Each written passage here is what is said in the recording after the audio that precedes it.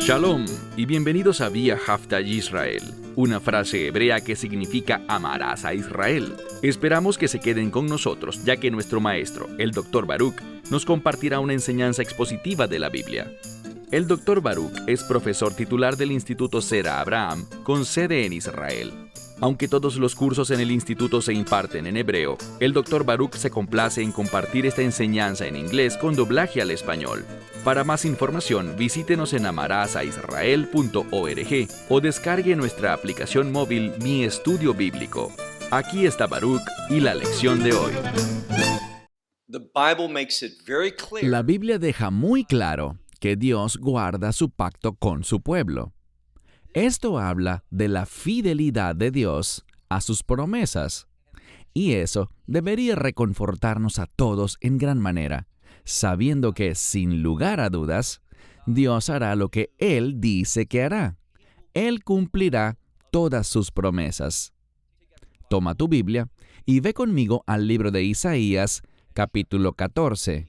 Libro de Isaías, capítulo 14. En la lección de hoy, veremos los primeros 15 versículos. Y la próxima semana, continuaremos con el resto del capítulo. También encontraremos que en este capítulo hay una clara referencia a Satanás. Y esto nos da cierta información por varias razones. Una de ellas es que necesitamos ver esto desde un punto de vista más amplio. No les quepa la menor duda de que Dios está hablando aquí de la derrota de Satanás. Y eso nos dice que esto tiene implicaciones para los últimos días. De hecho, al leer con cuidado esta primera parte de Isaías 14, vemos varias referencias a los últimos días. Es decir, no debemos entender que esta profecía solo está relacionada a los días de Isaías o a un futuro cercano a esa época. Esta escritura tiene implicaciones para los tiempos finales, y creo que eso es innegable. Algo que te animaría a hacer, incluso antes de escuchar este video, es que simplemente lo pongas en pausa y empieces a estudiar por ti mismo y leas estos 15 versículos en diferentes traducciones. Y te diré que, entre más traducciones mires, más confundido estarás. Porque en varias partes de este pasaje, si solo leemos el versículo, no podemos estar seguros de quién es la persona que el pasaje está enfatizando. Pero cuando haces un paralelismo y al avanzar en la lectura, queda claro a quién le está hablando Dios. El problema es que muchas traducciones, en mi opinión, solo intentan adivinarlo. Por tanto, en algunas ponen que el pronombre hace referencia a Dios y a veces al rey de Babilonia. Y Babilonia es un término muy importante en las Escrituras. Por ejemplo, en el libro de Apocalipsis, vemos que hay un juicio sobre Babilonia. Y la mayoría de los eruditos están de acuerdo en que no estamos hablando literalmente de Babilonia, sino que Babilonia está siendo usada para darnos información concerniente a este imperio final, el imperio del Anticristo, el cual está conectado con Satanás. La palabra Babel, que es de donde viene la palabra Babilonia, tiene que ver con confusión. Cuando leemos el libro de Génesis, por ejemplo, vemos que hay una torre de Babel, que es cuando la humanidad quería exaltarse a sí misma, llegando al cielo mediante la construcción de esta gran torre. ¿Pero qué hizo Dios? Él frustró ese trabajo, derrotó esos planes y les trajo confusión. Aquí debemos aprender este principio. Cada vez que me sirvo a mí mismo, siempre que mi objetivo sea yo mismo, mis deseos, mis propósitos, esto traerá confusión espiritual a mi vida. Así de simple. Siempre es así. Es solo cuando hago a un lado mis propósitos, cuando clavo en la cruz mis propósitos y deseos, y elijo sus propósitos, cuando me someto a su voluntad, entonces eso traerá claridad espiritual a mi perspectiva, y veré las cosas de manera diferente. Así que, aunque hay un juicio sobre Babilonia, aprendemos esto de Isaías. Isaías con frecuencia nos da profecías sobre los tiempos finales que a su vez contienen eventos que sucederán pronto, y me refiero a los días de Isaías o poco después. Y cuando vemos que ese evento tuvo lugar, cuando vemos que sí sucedió, entonces podemos estar seguros de que las promesas para los tiempos finales serán igualmente confiables. De la misma manera que Dios estaba en lo correcto con respecto a lo que iba a suceder en el futuro cercano, en tiempos de Isaías, podemos estar seguros de que Dios es 100% exacto acerca de lo que Él dice en cuanto a los últimos días. Así que, cuando leemos lo que han escrito muchos comentaristas sobre Isaías 14, vemos que hay un gran desacuerdo entre ellos. No puedes limitarte a leer una sola traducción o escuchar a un individuo para entenderlo con claridad. Eso te traerá confusión. Pero si estudias las Escrituras, a este capítulo, apoyándote en una metodología correcta, para una exégesis apropiada que extraiga el significado del texto, te sorprenderás de lo clara que es esta profecía. No tenemos que aceptar lo que digan unos u otros. Podemos sumergirnos en el texto, podemos fijarnos en los indicadores gramaticales, podemos ver los recursos literarios que se emplean aquí y utilizarlos para una comprensión correcta. Bien, comencemos. Libro de Isaías, capítulo 14, comenzando por el versículo 1. Isaías 14, iniciando en el versículo 1. Leemos: Ki yerahem Hashem et Yaakov, que significa el Señor, escrito como Yud-Hei Vav-Hei, que es el nombre trascendente de Dios, porque el Señor será misericordioso con Jacob. Aquí Dios afirma algo. Él ha inspirado a Isaías para que nos informe que Dios planea ser misericordioso en el futuro. Alguien podría argumentar que se refiere al futuro para el tiempo de Isaías. Tal vez sea más tarde en su vida, o tal vez poco después de su muerte, o quizás sea al momento del nacimiento del Mesías. Todas esas son hipótesis legítimas, pero las Escrituras lo aclararán en un momento. Sigamos leyendo. Porque el Señor será misericordioso con Jacob y escogerá Od. La palabra Od puede significar más o de nuevo, y en este caso significa de nuevo. Es por la misericordia del Señor que de nuevo elegirá a Israel. Esto es importante porque vemos algunos indicadores. Cuando leemos este primer versículo del capítulo 14, vemos que es poético. Hay un paralelismo que es obvio. Vemos que la frase Él será misericordioso es paralela a Dios elegirá. El Señor elegirá. Él es misericordioso con Jacob y Jacob es paralelo a Israel. Así que vemos que esa elección de Dios no es porque Israel lo merezca, o porque Israel esté en posición de exigirle a Dios que sea misericordioso o que los escoja una vez más. Todo esto está basado en un compromiso de pacto de Dios.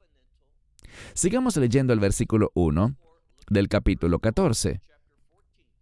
Porque el Señor será misericordioso con Jacob, y Él escogerá de nuevo a Israel. ¿Y qué hará Dios? Bueno, dice aquí, ve Jinija al Admatam. Él los pondrá en su tierra. Aquí vemos algo. No es por el mérito de Israel. No es porque merezcan ser traídos de vuelta o puestos en esa tierra de nuevo. Es por su misericordia. Es por la elección de Dios que Él los va a poner de nuevo. ¿A quiénes? Bueno, a Israel o Jacob, a este pueblo, a los hijos de Jacob, a la nación de Israel, que será puesta una vez más en su tierra. Y aquí vemos algo importante. Al Admatam, su tierra. Y también dice, Nilva Hager Alechem. Esto significa que habrá un prosélito, alguien que no es de la casa de Jacob, y dice aquí que él se unirá. Esta es la misma palabra de donde proviene el término levita, y significa acompañar. Lo que leemos aquí es que cuando Dios pone a Israel de vuelta en su tierra, habrá un peregrino, un prosélito, un gentil que los acompañará al ser restaurados a su tierra. Luego leemos, Venishpehu al Bet Yaakov.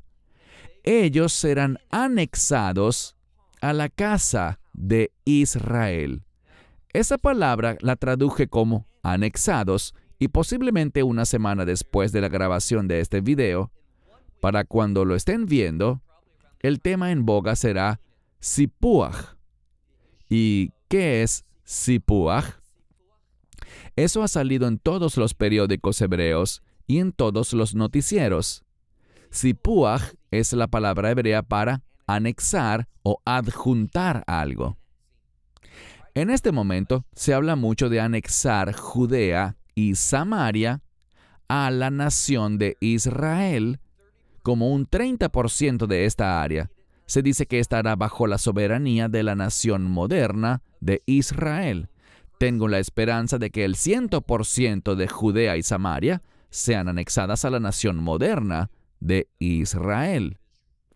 Es muy interesante que esta palabra aparezca aquí y simplemente dice, ellos serán anexados a la casa de Jacob.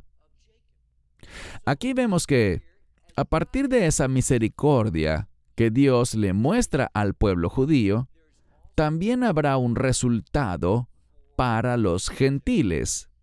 Esto no debería sorprendernos, porque esto es consistente con lo que el pacto de Dios revela. Todo esto nos revela que Dios es fiel a sus promesas de pacto. Leamos ahora el versículo 2. El sujeto en esta frase es la palabra amim, que significa pueblos. En este caso, estamos hablando de pueblos o naciones gentiles. Leemos, los pueblos los tomarán y los traerán. ¿A quiénes?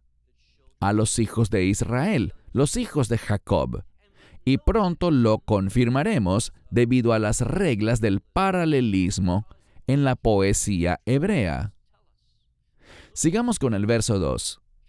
Los pueblos los tomarán y los traerán, una vez más, a su lugar. Esta es la segunda vez que la palabra de Dios nos dice que esta tierra es su tierra.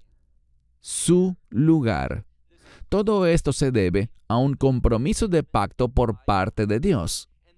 Luego, debido al paralelismo, tenemos el sujeto Bet Yisrael, la casa de Israel. ¿Qué hará la casa de Israel? La casa de Israel los asentará. Es la misma palabra usada en hebreo moderno para un colono, pero usada de forma diferente. Colono es sustantivo y aquí está como verbo. Así que la casa de Israel asentará a estos pueblos, a estas naciones, a estos prosélitos. Los van a asentar sobre Admat Hashem, en la tierra que pertenece al Señor. ¿Por qué este cambio? Al principio leímos su tierra, su lugar, y ahora dice el lugar del Señor. Esto es para enseñar al estudiante que esta tierra originalmente pertenece a Dios, pero Él, por medio del pacto, se la ha dado a los hijos de Jacob, la casa de Israel. Y esto no elimina las bendiciones que vienen para los gentiles, pero tengan por seguro que solo será cuando Israel regrese a la tierra que veremos que también habrá gentiles escoltando, acompañándolos y siendo parte de esta experiencia de adoración. Dios llevará a cabo su propósito original. Él no lo cambiará. Dios no seguirá otro plan. Este es el plan. Leemos que ellos los asentará, es decir, la casa de Israel asentará a estos gentiles como siervos y siervas, lo que significa que estos gentiles reconocerán el llamado de Dios, el propósito de Dios, el plan de Dios con Israel y lo apoyarán. Esto no tiene nada que ver con la iglesia, porque este pasaje se ubica ¿en qué tiempo? Esto se refiere a eventos que nos conducirán y nos introducirán en el reino milenial. ¿Y qué hará la iglesia? Gobernará y reinará junto con el Mesías. Es una falsa doctrina creer que durante el reino milenial los creyentes estarán en el cielo. No es así.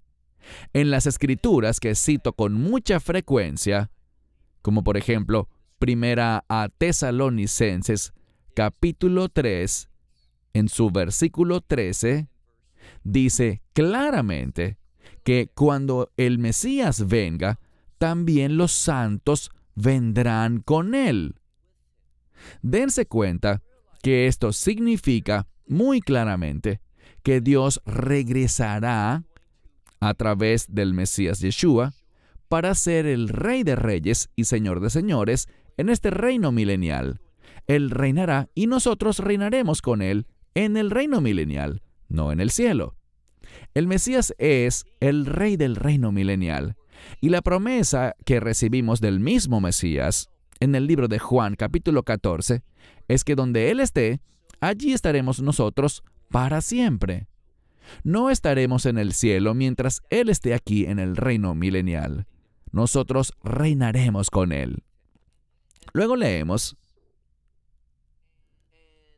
y ellos serán captores de quienes los tomaron cautivos. Vemos un cambio.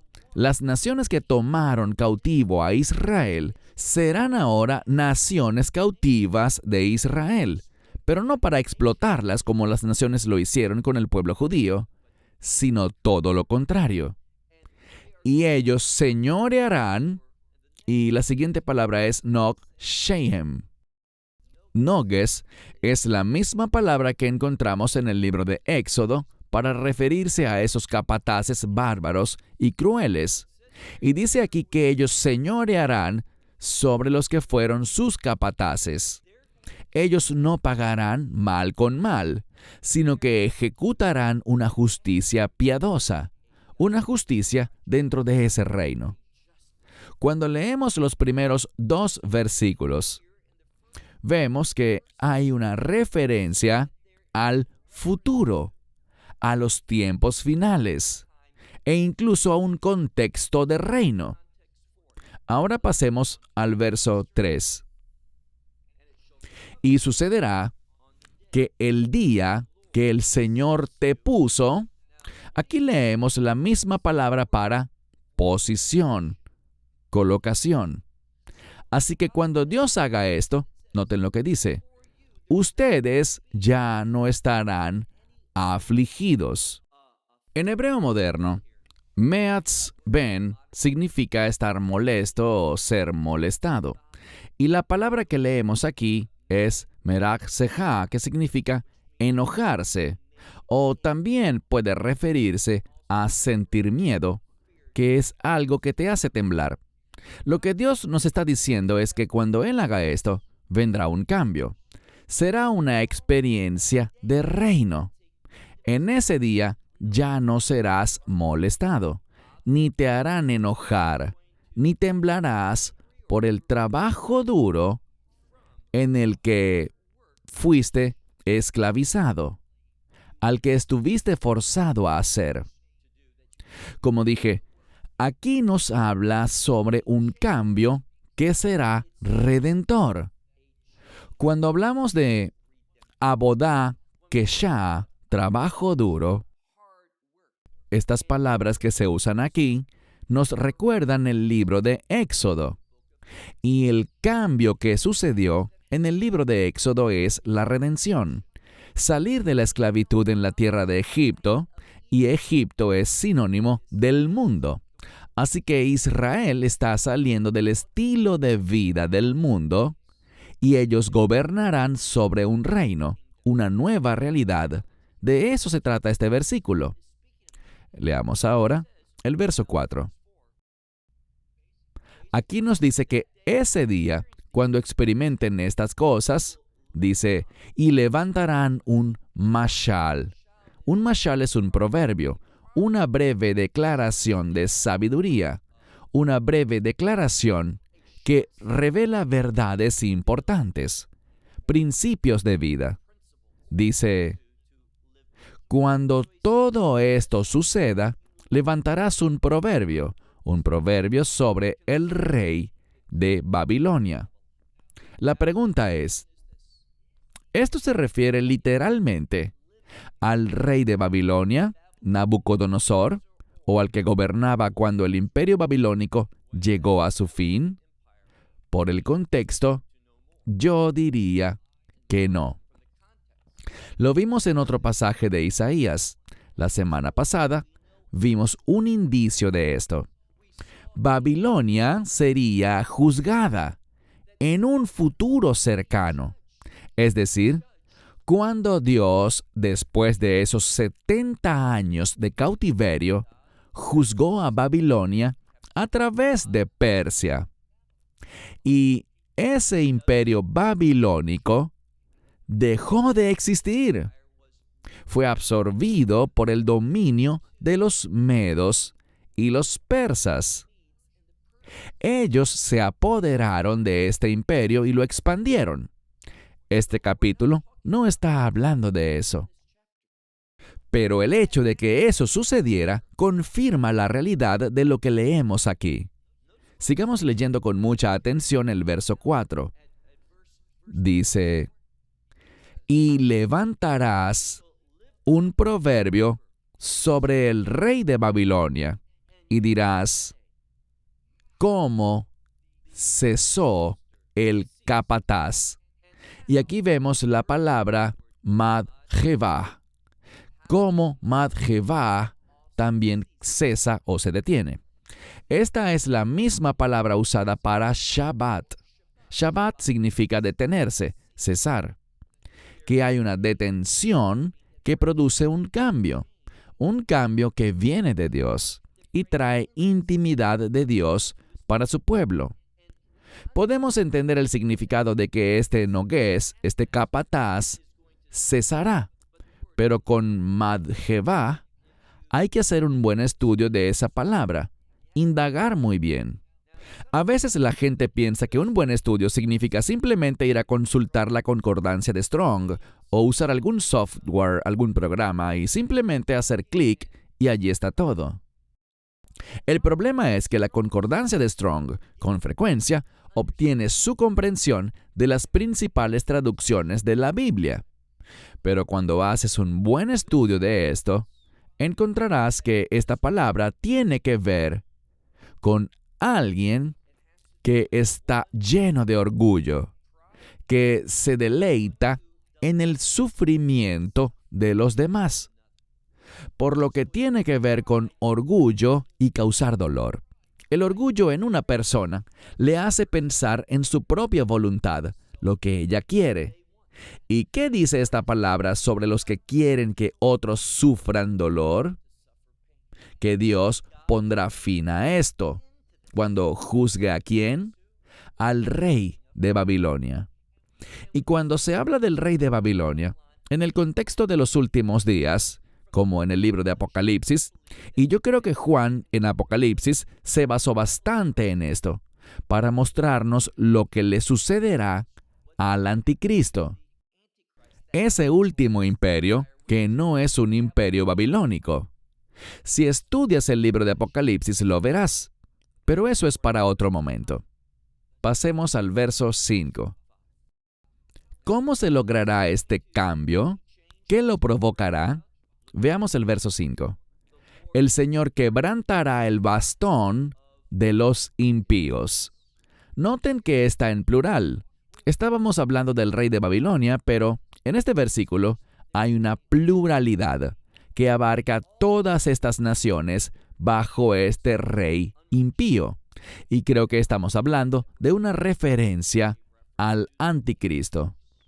El Señor quebrantará el bastón, la vara de los impíos, y el bastón de Moshlim, los gobernantes. Esa palabra en hebreo moderno significa gobernador, alguien que tiene autoridad, pero en este contexto es alguien que hace un uso indebido de esa autoridad, que disfruta causar sufrimiento a los demás. Así que Dios romperá eso. Leamos ahora el verso 6. En el verso 6 encontramos que alguien hiere a otros. Y tenemos que preguntarnos, ¿quién es el que hiere? Pero no encontramos la respuesta de inmediato. Tenemos que seguir leyendo y mirar de cerca lo que se está diciendo aquí. A veces hay cosas inciertas, pero a medida que leemos más, las cosas se van aclarando. Miren el verso 6. El pueblo es herido con ira. Aquí dice que el pueblo es quien hiere con ira. No es así. Es Dios el que hiere al pueblo con ira, es decir, con su ira. El pueblo es herido y la herida no se quita. Y esto significa que hay implicaciones eternas para este juicio, para esta ira de Dios. Así que sufrirán una herida que no se quita. Y Él se enseñoreará, es la misma palabra que vimos antes, con furor. Él gobernará con ira o con furor a las naciones. Y encontramos que serán perseguidos sin restricción. En este versículo vemos una cualidad eterna de castigo que no es quitado.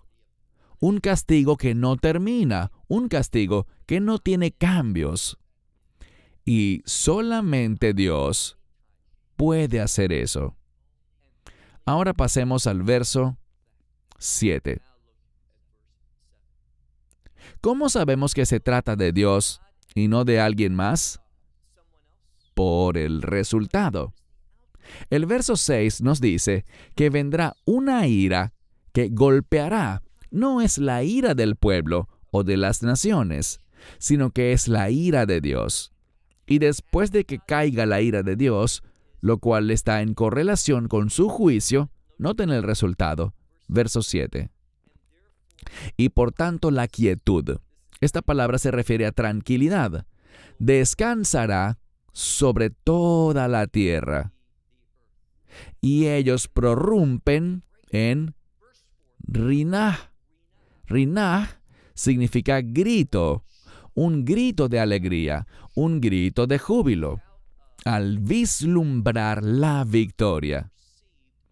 Y digo esto porque es la misma palabra que los hijos de Israel gritaron con respecto al arca.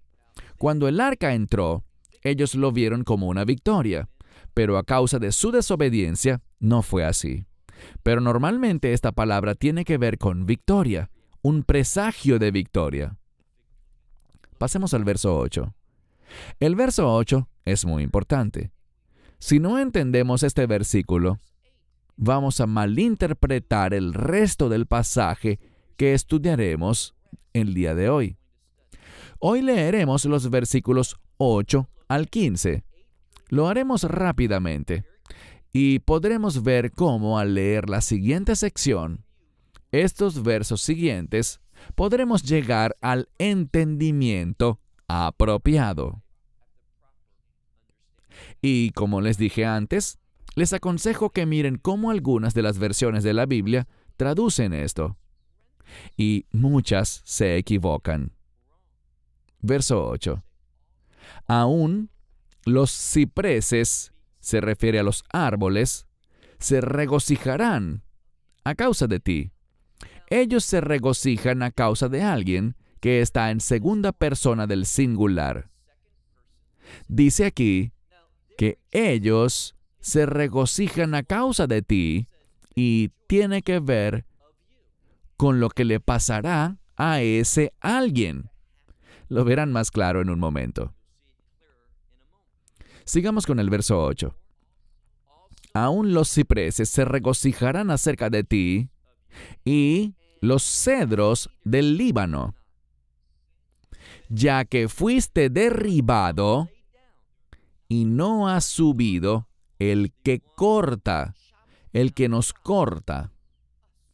Vemos aquí que se regocijan debido a ese alguien, que se indica en segunda persona en singular, debido a lo que le pasó a él. Esta es una referencia al rey de Babilonia. Y yo diría que, por el contexto, está relacionado al imperio final del anticristo. Y el anticristo es un tipo de Satanás encarnado. Y por lo que veremos aquí, no hay duda de que se está hablando de Satanás, debido a que su anticristo es derrotado. Él será derrotado.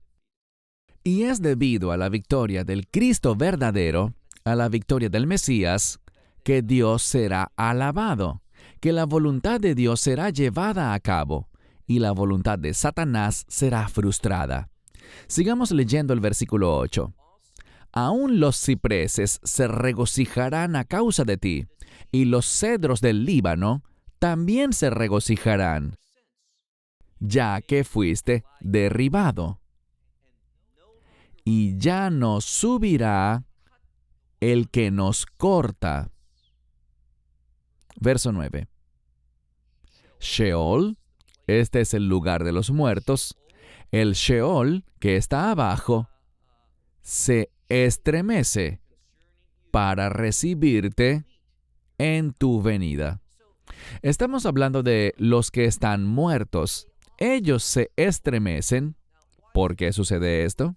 Y esta palabra tiene que ver con miedo. Los que están en el Sheol están molestos porque ellos eran leales ¿a quién? Eran leales a Satanás. Y ahora encontramos que ese en quien ellos depositaron su confianza, ¿qué pasará con él? Veamos. Ellos allá abajo en el Sheol se estremecen a causa de ti, por recibirte o acercarse a ti en tu venida. Luego dice Rafaim. Esta palabra en hebreo moderno significa fantasma, pero en su contexto original se refiere a las almas que están fuera del cuerpo. Se levantan a causa de ti y todos los machos cabríos, es decir, los gobernantes de la tierra que recibieron su poder de Satanás, dice, los que se habían levantado de sus asientos, de sus tronos, todos los reyes de la tierra. ¿Por qué ellos están molestos? Leamos el siguiente versículo.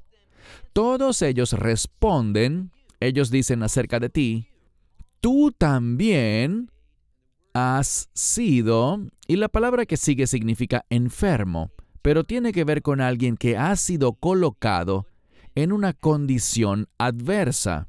Tú también, como nosotros, has sido debilitado. Luego dice, has venido a ser como nosotros. Entonces, ¿de quién se habla? ¿Acaso es del rey de Babilonia? Bueno, al avanzar en el texto, vemos que el sujeto pasa a ser Satanás, y por eso, ese rey de Babilonia del futuro, ese anticristo y su imperio, y todas las naciones que se pusieron de su lado, están molestos y se estremecen, porque en quien ellos pusieron su confianza y su esperanza, ahora es tratado adversamente y está sufriendo lo mismo que ellos. Verso 11.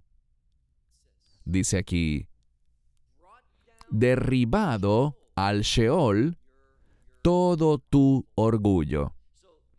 Así que este que estaba lleno de orgullo fue derribado al Seol, y tus instrumentos de cuerda, esta palabra significa arpas en plural, dice, el sonido de tus arpas, y en esos lugares de abajo, en tu lugar allá abajo, se extienden larvas y te cubren los gusanos. Es un lugar de descomposición. Lo que está sucediendo es lo siguiente. Esto habla de que Satanás es atado en el infierno. Es una imagen de su derrota. Y los que ya están en el infierno estarán muy arrepentidos porque su líder ha sido derrotado y tuvo el mismo destino que ellos. Verso 12. ¿Cómo has caído de los cielos?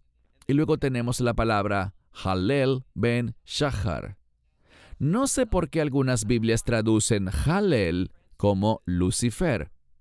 La palabra Halel en hebreo significa alabanza. Y esa era la función de Satanás. Satanás es un ser que fue creado con la asignación de alabar a Dios, de dirigir la alabanza a Dios temprano en la mañana. La palabra Ben Shachar significa de la mañana, un hijo de la mañana, que significa literalmente de la mañana. Él se suponía que sería el primero en dar alabanzas a Dios. Y dice aquí, ¿cómo has caído de los cielos? Halel ben Shachar, has sido derribado a la tierra, tú que debilitabas a todas las naciones. Esto tiene que ver con el término gentil, pero debemos entenderlo en su sentido correcto.